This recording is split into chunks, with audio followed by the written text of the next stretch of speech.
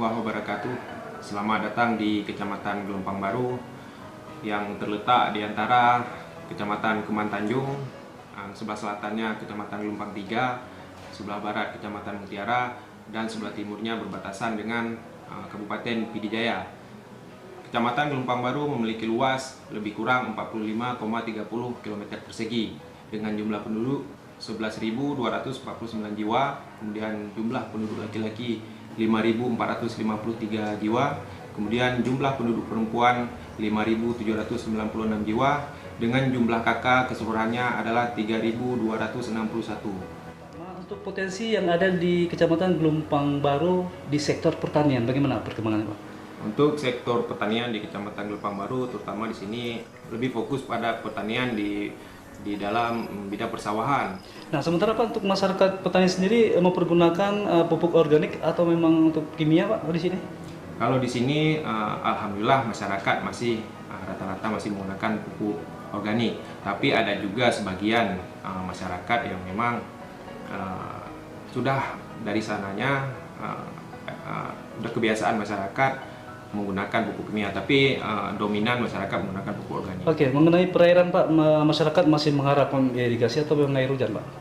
Untuk perairan di sini harapan masyarakat terutama yaitu air pengairan, pertama irigasi, perbaikan irigasi, karena musim penghujan di sini terkadang tidak datang pas pada saat musim tanam. Oke, pada musim kemarin ini, Pak, untuk hasil dari pertanian bagaimana, memuaskan, Pak? Alhamdulillah untuk tahun ini hasil pertanian memuaskan, tetapi tahun kemarin terkendala dengan hama wereng. Jadi hampir setengah dari persawahan masyarakat ini diserang oleh hama wereng. Oke, nah berbicara tentang sektor perkebunan untuk di Kecamatan Gelompang Baru, bagaimana, Pak?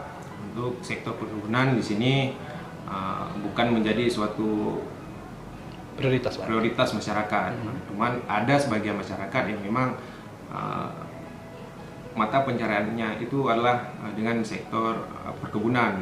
Ada pisang di sini, kebun pisang, kemudian ada yang lainnya.